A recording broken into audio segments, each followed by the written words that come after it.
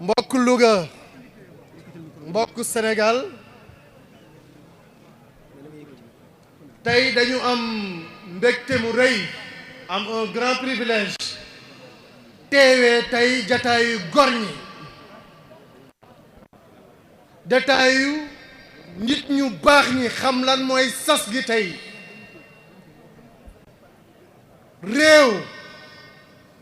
dafa xam ne fu fa tollee ñenn ñi bëgg a dem ci li ñuy wax compromission parce que booy xool yenn maslaa yi c'est de l'hypocrisie naafeq la waruñu mun a toll tey réewu Cheikh Ahmadou Bamba Khadim Rasoul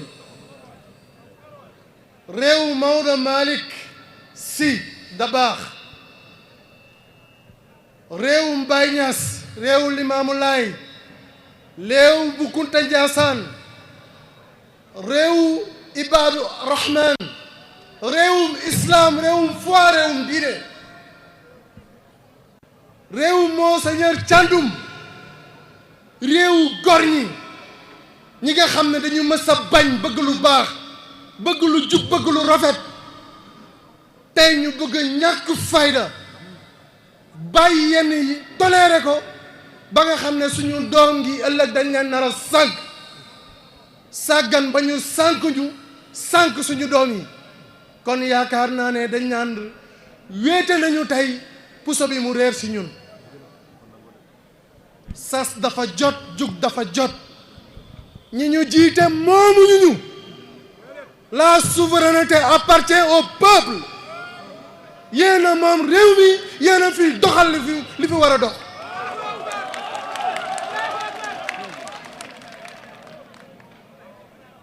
dafa jot tey ñun ñi nga xam ne tey syndicaliste lañu ñu ñuy wax jàngalekat yi dañoo tiit waaye tiit nañu dese sago ak fulla ak fayda ak fit ndax bañ ñu woowee seen jataay le 21 22 et 23 fële ca Saly pour nara dugal pexe yi góor jigéen ci mbiru njàngale bi ci curriculum yi dañoo bañ fippu ne duñu fa toog di wax duñu ci ànd te duñ ko ci dugal ndax nag liy dëgg tey dëgg mooy ministère de l'éducation nationale la ñu waxuñu ministère de l'instruction nationale éducation nag boo koy wax mooy da ngay jàngale ay valeurs d'éthique ay valeurs yu valoriser ay enseignement yu valoriser nit yu koy élever yu koy yokk yu participer ci seen épanouissement kon ñun dañoo am sas ne njàngale mooy defar réew moo koy yàq kon war nañoo mën a taxaw ne réew mi war nañu fexe ma njàngale mi ñu fiy njàngale muy njàngale mu sell njàngale mu dul sàkk bu dul sànq tey suñu doom yi du leen sànq tey du leen sànq suba kon tey jug jot na bu ñu nee Louga ñu ne Louga foyer ardent la maanaam Louga daara la woon foyer religieux yëpp am nañ fi ay kër am fi taxawaay Cheikhul Khadim daanaan woon du Louga lu gën la ndax seen jàng seen farlu ak seen taxawaay daara yi fi la amoon fii la ñëpp jànge fii la tey dëkku Thierno Mountaga Daha di dëkku Sëñ Abbas di dëkku Soxna Assu di dëkku tey kilifa diine yu bëri yu nga xam ne dañ cee bind woo nit ñi tette leen ci teg leen ci fii tey la daara yu bëri juddoo internat yi fii la ëppee kon Louga dañu ne suuf si asamaan ndax lu ngeen ñaan mu nangu ndax dëkku diine ak bokk kon bu Sénégal gi di jug ñoo war a taxaw ci kanam occuper la première ligne de défense pour que islam mën a tax mën a tudd mën a prospérer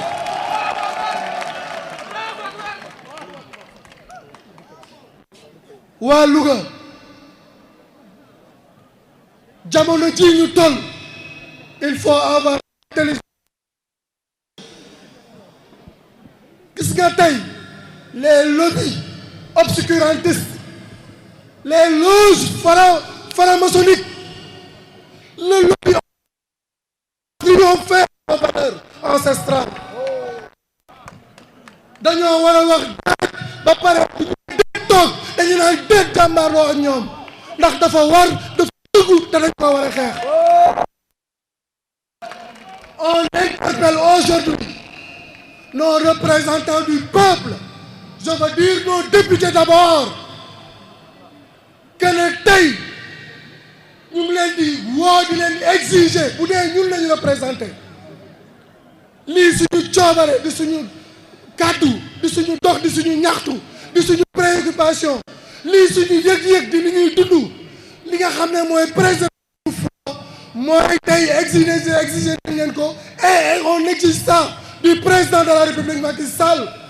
qu'on criminalise l'homosexualité au Sénégal.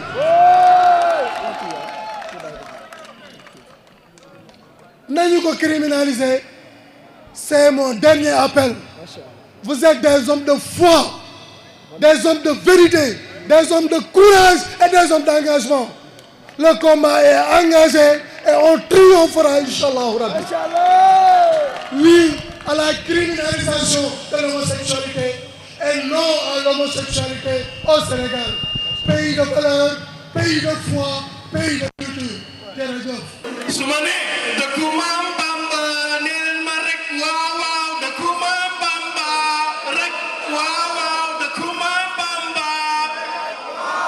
dëkku Maam Bamba dëkku Am Haaji dëkku Maam Laayeen dëkku Maam Bamba ku fi góor jigéen rek ñu ñuus ko ëllëg ku fi góor jigéen rek ñu ñuus ko ëllëg ku fi góor jigéen ku fi góor jigéen ku fi góor jigéen del góor baa ngi jigéen del góor baa ngi jigéen del góor del góor del góor del góor wasalaam. Même bu école de laïcité ay chrétien ak islam ko seet sa amul benn diine boo xam ni nangu nga muy homosexualité mu nekk acte yoo xam ni ñu ngi tuddee acte de contre nature nga xam ni loi bi sax da ko pénaliser waaye leeralu ko ba mu leer parce que constat bi ni gis mooy ñëpp ñi nga xam ni dañuy def acte de contre nature yooyu nga xam ni loi bi da ko pénaliser en général dara du leen ci fekk kon am na ab yaafus goo xam ni état mi ngi koy wane ci côté boobu noonu. benn mbir aussi dañ koy leeral muy bi ñu ko waxee dans le cadre de sa stratégie nationale de l'équité et du genre nga xam ni sëñ Mbaye wax na ko léegi bi ñu ko defee Papis Camara reprendre na ko encore wax ko fi bi ñu wootee lël boobu noonu pour waxtaan ak ñi nga xam ne ñoo nekk syndicat jàngalekat yi pour xam nan lañ mën a def ba introduire module bi nga xam ni mooy genre système éducatif sénégalais bi maanaam mën a fexe ba préparer sunu doom yi boobu ëllëgee ñoom ñu mën a nangu ki nga xam ne dafa am 18 ans jël orientation sexuelle am maanaam moom mu taamu nekk lesbienne maanaam jigéen ak jigéen buy sëy wala mu taamu nekk gay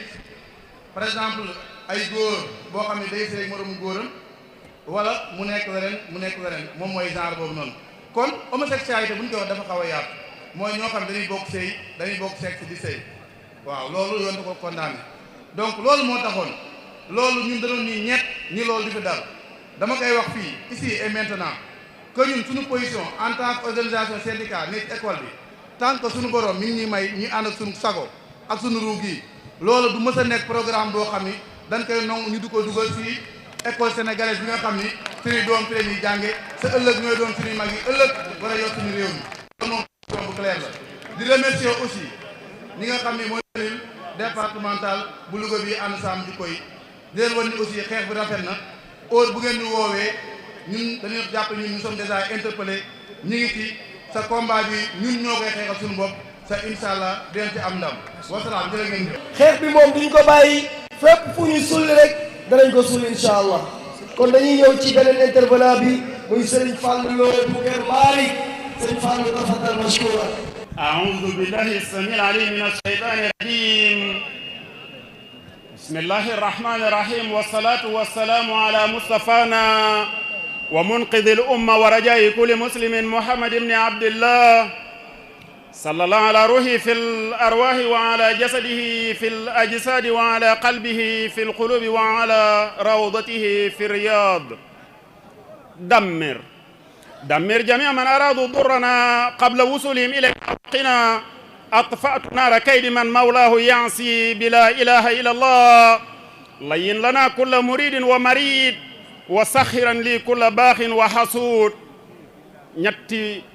abyaat yooyu min qasida daarayni kullama awqadu naaran lil harbi atfa'aha Allah wa haqqan saa su nekk ñi ngi ci lu mel noonu kon diiwaanu Louga gox-goxaan yi di jaajëfal bu baax la jeunesse Kër Mbarigoise ci seen présence di nuyu Moubarak Lo sama rak ndax otaam def na ci mission yi lu ama am solo coordonnateur xam naa ci tëj yi bu doon mooy day ñëwaat dana ci ñëw di nuyu suyuux yi waaye di yëkkati sama kàddu di béral sunu mbégte ci ki nekk fierté al ummal islamiya muy Cheikh Mahmadan Mbacké Mouhamadul Mourtada radiyallahu taala anhu huwa ayyadahu llahu wa nasarahu ndax ñun biñ ñëwee sunu doole bariwul waaye bim ne man maay signé ci kaw première carte membre jox leen ma ko épaulé ànd sàmm jikko yi un organe qui lutte contre la dépravation de nos valeurs les valeurs maçonniques les valeurs américaines françaises britanniques allemandes bokku ñoo valeurs yi Mam Maodo Cheikh Bou Kounta Saadu Abihi Mam Cheikh Ahmadou Bamba Laayeen ak feneen ba ca Ñaseen ñoo ñëpp d'ailleurs ont signé la pétition pour dire oui pour la criminalisation de l'homosexualité au Sénégal léegi dama wax ñi toogoon ci boori Sefam ak ñeneen ñi jigéen ñi sax jóg nañ ba daara islam international jël leen ma ni leen ca gannaaw ñaari at ci kanam am na kuy jooy bi koor gi dugg ni coppati carotte léegi mu jeex ma ni leen carotte ak ay suppome xëy na xooñ mooy nekk ci koñ yi ma ni leen jóge leen ci koñ yi ngeen ñëw ci biir parce que dañoo bëgg un bain de foule marée humaine dañoo bëgg jigéen ñi sax jóg ba dem ba police ba pourquoi pas ba dem ba mairie ba dañoo nekk ci lutte dompat maanaam dompati sax xeebuñu ko ci lutte bi kon dafa mel ni Cheikh Salih Al Mouslih co-présentateur de l'émission intitulée Géopolitique à mon avis dafa def benn exposé boo xamee ni bu ama am solo la ba lim bàyyi bëreetul waaye il faut qu'on essaie de commenter voix référendaire pour la première fois de l'histoire maa ngi koy lire bi may jóge Amérique bi may jóge léegi Kër Mbaarik di ñëw vers 16 heures Irlande du Nord à 80% un pays de catholiques ndax damay bañ ñu juum ne duñ ko fi defe gars yi daanaka seppi nañu seeni légumes bay sóor wala sóor nañu di yoon nag bu doon administration bu alxaaji Aliou Lo Kër Mbaarik itam nekk ci bon gu mel noonu yaakaar naa roogi mooñ nañ ko pour mu dénoncer ko loolu donc damay dénoncer l'administration bu Macky Sall ndax moom ci ayam la loolu xew c'est lui qui a accéléré la cadence à ce que ñu am une société solidaire boo xam ne ci bootee ci jigéen góor jigéen et on n'est pas d'accord sëñ Mountakha d'ailleurs a dit que li fi tubaab bi bàyyi woon ba léegi moo fi nekk xaw ma lu tax ñaari fan ci gannaaw mu dem boori minuit à Touba xaw ma lu mu fa doon wuti xëy na mbir yee tàng parce que ci kanam tuuti am na koo xam bu ñëwee moom dana toj kaani xeeñ gi bu baax a baax sekk la sax Irlande je crois que ni 22 mai 2019 la dem voie référendaire téeméer bu nekk juróom-benn fukk ak ñaar ni daal on est d'accord te jeunesse bi lañ njëkk a aw moo tax ñu bëgg éducation sexuelle ci école yi mooñaale leen ko ba nga xamee ni yéen vous allez l'accepter éducation bokkut ak enseignement moo tax njuumte gu rëy yéen jàngalekat yi mi ngi ci le Sénégal di wax un ministère de l'éducation nationale il fallait dire un ministère de l'enseignement national parce que on ne fait que transmettre des petites choses yoo xamee ni waxoon nañ ni sax doomu aadama ci golo la commencé wala aw nar tey les transhumanistes ont dit que ni nit dana dem ba rafet lool ba muus lool ba dund téeméeri at ak juróom fukk ak juróom ba ci mu jàgg ñu ni déet waay ñu ni ba dund daanaka junni at ñu ni déet waay ñu ni ba ci mu jàgg mu àgg ci immortalité man leen ana kullu nafsin daa'iqatul mawt moo tax fii dalaalin ba'iid wa mubiin dalaal ba'iid dalaal mubiin ñoom ñooñu ko firil ñu kan na su ñooñu moo xam muy Obama mi nga xamee ne en 2015 bu ma juumul ñoom it lañ ko légaliser aux États-Unis d'Amérique xam nga nu ñu aw y a 9 li ñuy tuddee 9 judges in the United States Supreme Court Cour suprême bu Amérique 9 juges ñoo fa nekk 4 yi ñoo nekkoon 4 yi ñoom ñoo nekkoon li ñuy tuddee ay libéraux mais pour ñu dem foofu parce que Amérique amatul élection mais sélection la am monde maçonnique boobu nga xamee ni kenn ko ñu awee ko ci ñuy tuddee Bilderberg muy la conférence de Bilderberg ñenn ñuy wax le forum de Bilderberg créé en 1954 ci Hollande hôtel bañ ko jëkk a amee réunion moom la ñu jël turuwa kooku ba ci Maccaroni mii Maccaroni ñoo ko fal ñoo ko fate te am nañu koy jiiñ ay mbir sax léegi benn ci conservateurs yi fekk libéraux yi pour ñoom ñu mën a am ñu légaliser ko ci pays yu 330 millions de personnes te loolu li leen ko teg avortement mais loolu du thématique gu tey bi avortement moo tax Amérique màggul 50 états 330 millions waaye Hollande maa ngi tudd ni Hollande 1998 fekk na daanaka ñu légaliser góor a góor di sëy ñoom mooy le pays nee nañu le plus progressiste et le plus avancé ci droit LGBT yi te moom it mi ngi fii ci réew mi di def mbon gu rëy réewum Sénégal rek la ko mu neex ñëw ba ci programme mu Macky Sall bii Macky France Macky pro nouvel ordre mondial ba ci programme bi ngeen baal ma nag ma wax ko te dund plan international mi jërul ngeen di jëli t-shirtam ndax ci deal boobu la man daanaka maa leen chassé Kër Mbaari ndax di jël nit ki xiifal ko ci naaj wi foto ko di jël ci moom euro yu bari wala doral ba noppi di ko ca compal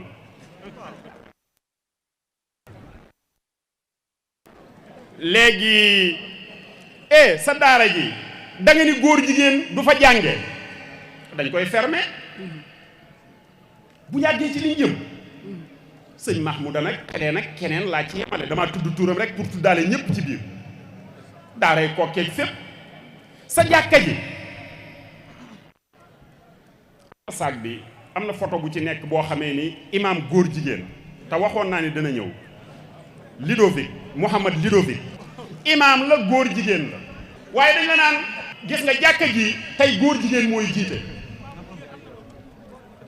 buñ ci àggee noonu lay dem ñu ne la lan ñu ne déedéet yemuñu ca de jigéen ji tey moom it day nekk imam ndax arijaalu xawaamuna ala nisaa ñun reconnaître ñu loolu waaw fu ñu jëm te nag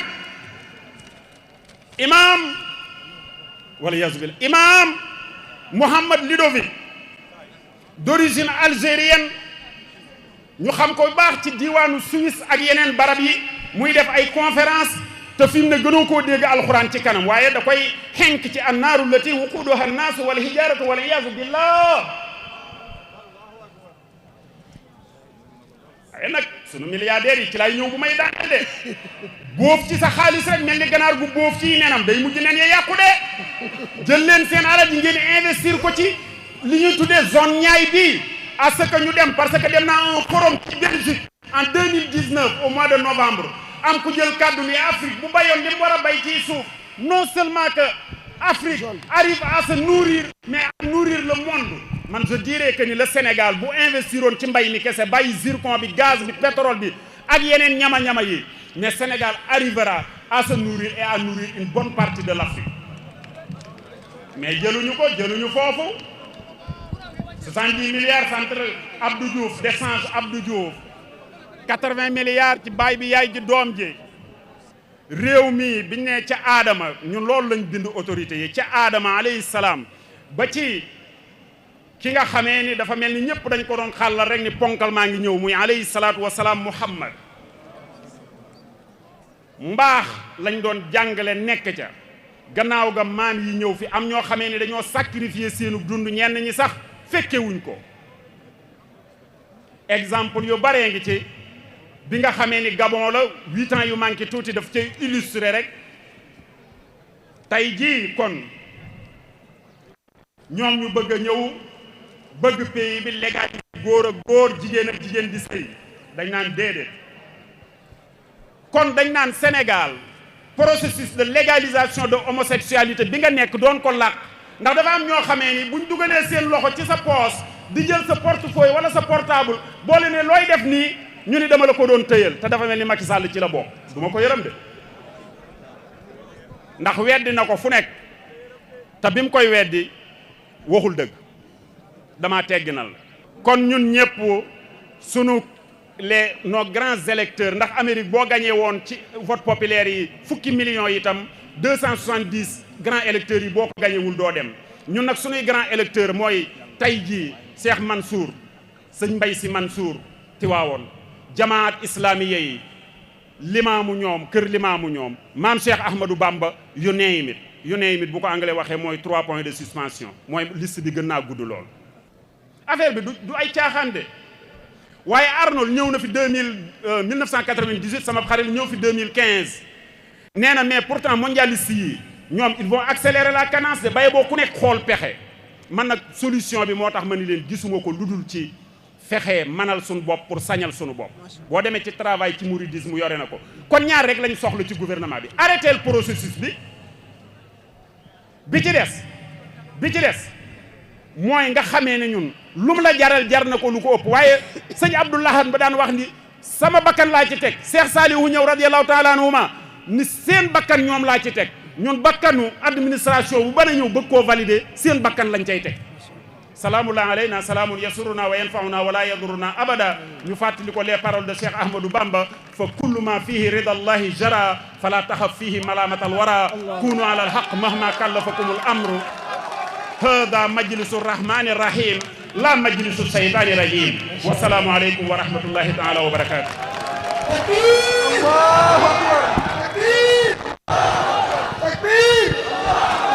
no comment léegi incha allah dañuy dem ci pas dernier intervenant bi muy Serigne Ibrahima Dramé mi nga xamante ni moo fi teewal daara yi. bismillahi rahmani rahim. assalaamu aleykum wa rahmatullahi taala wa barakaatu. mbokk yi nag sama taxawaay bi taxawaayu Serigne daara yi Serigne daara yi ñoo bëgg a waxtaan ak yéen ci kàddu yu gàtt gàtt gàtt. sëñ daara yëpp ñu ngi fi nag si njiital Serigne Ndiaga Mbaye nday daara yëpp ñu ngi fi si njiital soxna Serigne Abou Sall donga daara yi jàng nañ limu kaamil fii ci biir gaal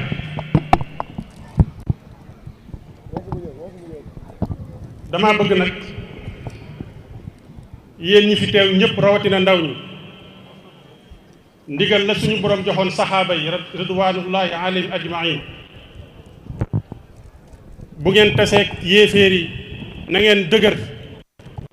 te tudd yàlla ca kaw dama bëgg tudd yàlla gii may bëgg tudd yàlla ku ko ànd ak man saxaaba yi bu kenn am complexe nag bañ see ànd rawatina soxna yi allahu akbar allahu akbar allahu akbar allahu akbar allahu akbar allahu akbar subhanallah subhanallah subhanallah alazim subhanallah alazim subhanallah alazim subhanallah alazim allahu akbar allahu akbar allahu akbar allahu akbar allahu rabbuna allahu nukuna muhammadun sallallahu alayhi wa sallam nabiyuna muhammadun sallallahu alayhi wa sallam nabiyuna alqur'anu kitabuna alqur'anu kitabuna الإسلام ديننا الإسلام ديننا يا أيها الذين آمنوا إن تطيعوا الذين كفروا يردوكم على أعقابكم فتنقلبوا خاسرين بل الله مولاكم وهو خير الناصرين. يا أيها الناس إن الناس قد جمعوا لكم فاخشوهم فزادهم إيمانا وقالوا حسبنا الله ونعم الوكيل. لتبلون في أموالكم وأنفسكم ولتسمعن من الذين أوتوا الكتاب من قبلكم ومن الذين أشركوا أذى كثيرا وإن تصبروا وتتقوا فإن ذلك من عزم الأمور. يا أيها الذين آمنوا لا تتخذوا اليهود والنصارى أولياء بعضهم أولياء بعض ومن يتولهم منكم فإنه منهم إن الله لا يهدي القوم الظالمين. mbokk yi am na aw xeet boo xamante ni suñu borom daa xëy mbugal leen ñoom ñëpp rëbb leen lan moo ko waral kaanu laa yatanaahawna an munkarin faaluuhu dañ daan def bu ñaawteef xewee seen biir ñoom ñëpp ñu maase noppi waaye yéen ñii te taxaw fii yéen ñi maase taxaw fii bokku leen ca ñooñu. lu'ina alladina kafaru min bani israil ala lisaani daawuda wa isa bni maryam kaanu laa yatanaahawna an munkarin faaluuhu labiisa maa kaanu yafaaluun. la tajidanna ashadda annaasi adaawatan lillazina aamanu alyahuuda wallazina ashrakuu wala tajidanna aqrabahum mawaddatan lillazina aamanu allazina qaaluu inna nasaara.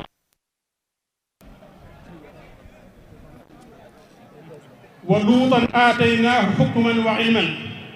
wa najjaynaahu min alqawmi alladina kazzabuu bi aayaatina min alxaryati allati kaanat taamalu alxabaa'is innahum kaanu qawma sawin faasiqiin. mbokk yi xeet yi nga xamante ni ñoo tax ñu dajale leen fii lañ daan def suñu borom mi bind mbindéef yi lañ daan def suñu borom nangu koo tudd. suñu borom nee na booy seet nit ñu bon innahum kaanu qawma sawin nee na booy seet nit ñu bon mooy nitu góor jigéen ña nga xamante ni ñooy xawmu yonent yàlla loolu waaye yamu sa min innahum kaanu qawman faasiqiin. waaye mbokk yi yéen ñii day Seydina Luut bañoon yéen bañ ngeen ko moo tax fayan Seydina Luut alayhi salaam dana leen ko fay te mooy lan wa atnaahu fi rahma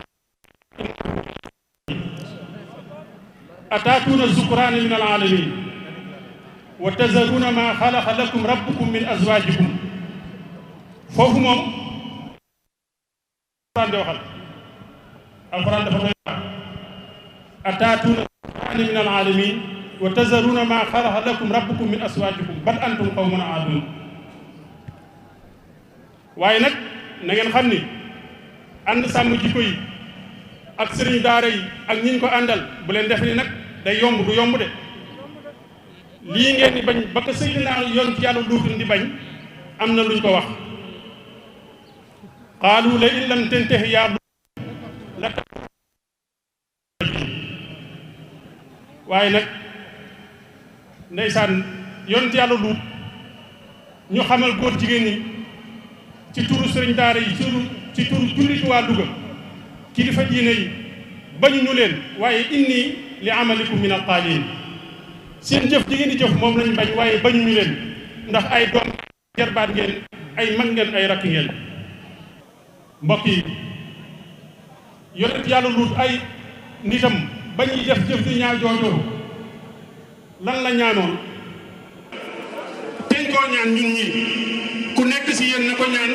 ndax da koo ñaan rek suñu borom may ko lam may ko lan la yonent yàlla Luut ñaanoon rabbi najjini wa ahli mimma ya'malun. yonent yàlla Luut ba askanam di def jëf ju ñaaw ji loolu la ñaanoon boromam. fa najjaynaahu wa ahlahu ajmain ba mu ñaanee rek laataa kàddoom di daal suñu borom ni ma musal ko moom ak ña nga xamante ni bokkuñu woon sa jëf jooju. mbokk yi am na si laay boo xamante ne nag moom luutal is qaala li qawmihi ataatuuna al faahisata wa antum tubsiruun boobee nag am na boo xamante ni góor jigéen ji lay wax direct waaye am na boo xamante ni ñun ñii nekk ci dëkk bi di seetaan góor jigéen ñi di def lu ñu war a def ñun lay waxal ata'tuunal faahisha wa antum tubsiruun mbokki jullit yi waxtu yu jege na kon wax yépp duñ ko wax booy seet Louga maanaam Louga ñi fiy def loo xamante ni jëmul fenn sax te mooy fecc maanaam waa Louga ci mën booy seet jàngalekatu école arabe yi arabisant yi Louga ci raw ndax ñi ko fi sanc fii lañu dëkk ci Louga te dëkk boo dem arabe dañ ko fa école arabe dañ ko faa yóbbu daara alxuraan Louga ci mën boo seetee universitaires yi sax waa Louga ci mën ndeyu daara yi waa Louga ci mën politiciens yi waa Louga ci mën ana ku mel ni ku mën a am ku mel ni soxna Aminata Mbengue Ndiaye bu demee Dakar doon ministre waaye bu ñëwee nekk ndey ana ku mel ni Moustapha Diop kenn li mu fi def kenn defu ko ana ku mel ni Mamadou Lamine Diallo doon ku baax ñëpp ko xam ana ku mel ni Omar Bun Khattab Sène Omar Bun Khattab Silla jub na jàng na déglu leen ma ba ma daaneel ngeen bëgg a xam li may wax balaa ngaa fil gémmiñu sàmm da ngay xam lu mu walis ana ku mel ne Mbéri Silla kenn gënu koo baax bi ngi dimbali daara yi bi ngi dimbali dong yi mook dong yi ñoo dëkk ana ku mel ne ñii fi toog Fallou Galas Mbodj Lamine Gueye mii kër Baye Issa la jànge mi ngi nii Xaadim Sall mi ngi nii kër Sëñ Fall la dëkk kon la Macky Sall sax politiciens yi mu am maanaam waa Louga ci tamit waaye nag malgré tout gars yi du ngeen ma laaj malgré tout Senghor nekk na fi ba jógee fi Ablaye Wade ñëw nekk Abdou Diouf ñëw nekk fi ba jógee fi Ablaye Wade ñëw nekk fi ba jógee fi ñii ñëpp li ñu toroxal sëriñ daara ñatte ko kersa tëj ko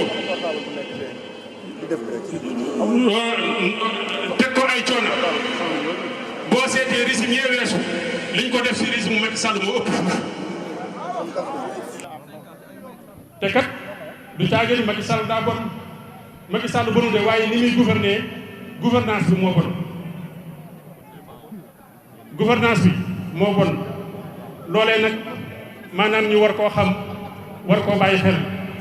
mbokk yi de defal ndànk sëñ daara yi dañ ko yebal saxaaba yi sallallahu alayhi wa sallam bu lislaam mësaana taxaw yow mu Badr jullit ñee ko financé yow mu Uhud jullit ñee ko financé yow mu Hunayn jullit ñee ko financé gis nga ñii maanaam li leen dajale fii ñi ko doon dox daanaka mat ñu fukki nit bu ñu génnee seen kër duñu fa bàyyi dépense bu ñu rombee si mbedd mi di woote ñii di leen mere ñi ànd ak ñoom mbokk yi képp koo xamante ni yor nga ab dërëm te bëgg ala xamante ni saxaaba yi génnee woon nañ ko ba suñu borom di leen tagg ci alxuraan nga bokk ca te balaa ñoo taxawaat fii nga gis ko ci yow sëñ daara yi ñoom tàmbali nañ ab junni sëñ daara yi am na lu ñu joxe woon waaye junni bi joxe nañ ko sallallahu alayhi wa sallam ci wàllu lislaam damaa bëgg nag lu ci waaji teg na ñëw fee teg ko fi léegi maanaam ñu gis ko góor a ñëwal te lu si waay teg ci saako bee lu si waay dugal maa ngi ñaan sëriñ daara yi balaa ñuy fay dellu si waat balaa ren di déwén ku nekk loo si dugal nga yëg ko ci sa bopp asalaamaaleykum wa rahmatullahi taala wa barakaatu. man kat liñ ma doon wax loo ñi weesu dañ koo wax waaye nag ma bëgg a waxtaan ak yéen ñaari tomb yoo xam ni bi ma dikkee laa ko fi dégg bëgg ngeen may ma tuuti. benn tomb bu njëkk bi mooy dafa jëm ci sëriñ si bi ci des jëm ci politiciens yi. sëriñ si boo seetloo bi Saliou Mbaye di wax daa njëkk a wax ni 1900 28 la wax ni ci la ñu tàmbalee yëngutu ci affaire góor jigéen te 27 la sëñ Touba jógee Njaaréem dem Touba mel na ne kon xaw ma ñoom xamoon nañ loolu wala déet waaye Iblis ma leen ngemb moom xam na ni sëñ Touba jóge na Njaaréem dem Touba te neewoon na ko yow danaa sa gannaaw danaa jaxase baat sa kër 48 sëñ Modou Moustapha 45 feew 46 bi ñu si tubaab yi benn document organisé waat yoonu murid reconnaître xalif général 47 la 48 la Saliou Mbaye wax ñu leen jóg 90 mu ni ci lañ ne du feebar la Cheikh Abdoul Ahad Mbacké wàcc ab liggéey kon mel na ne Iblis moom mi ngi xool tey leen 2007 nee na ci dugg xalwa di saay-saay bu mag ba ca la dugg xalwa 2007 décembre le sëñ Saliou Mbacké noppalu wàcc ab liggéey waaw lii yéen xalaatu leen ci dara man de xalaat naa ci dara waaye yéen sëriñ si di tudd doom yi di jullee néew yi kenn rek demoon ci yoonu géej gi tey ñunu yoonu géej gi dikkati na ay saay-saaye fi ñëw dañu signaloo ay këyit ñu mën leen a gunge ah déedéet jóg leen na ñépp jóg mais sëriñ a njëkk am problème kuy jullee ab néew danga naan allahumma inna haza abduka bu dee góor bu dee jigéen a nga ni inna hazihi amatuka bu dee góor jigéen a looy wax sharia garaaw na di looy wax inna hazihi rabajooka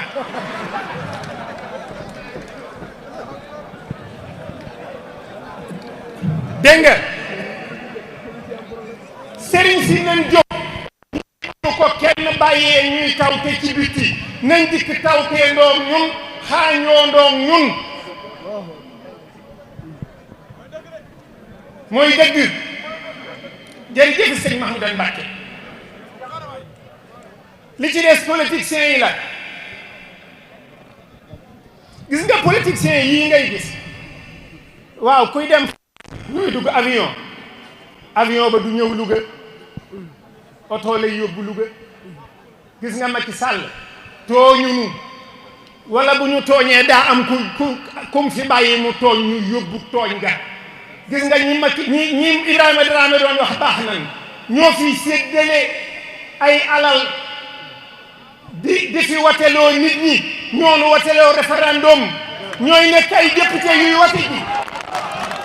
kenn Macky Sall watelowoon référendum ñii député yi ci dëkk bi ak maire dëkk bi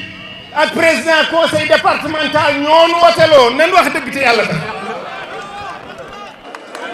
Macky Sall rendiwuñu wala bu nu rendee daa am waajunu ñàgg tënkunu te fii la dëkk ci Louga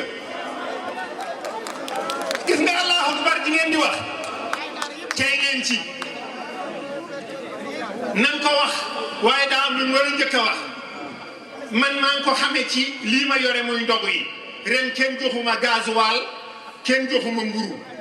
ndekete li daan financé koor yeeg gis nga conférence yi ngeen di gis ci koor yi enveloppe yi ñëw enveloppe xaalisu góor jigéen yee waaye nan waxante dëgg fond politique yi xaalisu góor jigéen yee xaalis seen xaalis la moom lañ ñuy jox bu leen bala ngeen wax allahu akbar nee leen astafirullah alazim astafirullah alazim astafirullah alazim li ñu lekk xamuñu ko de tàndarma yii ngay gis ak yii nu ñuy jëndal ak diwlin ji xaalisu góor jigéen yi franc-maçon yi la ñoom lañ koy jox ñu dikk jox nu ko di organiser ay conférence di togg ay ndogu def leen ndànk Macky Sall reyunu suñuy député ñu rey ak suñuy maire ñoom la ñuy jox xaalis ñu ñëw wateloonu référendum ca lañ tënke Sénégal yeew ko kon loolu lu leer la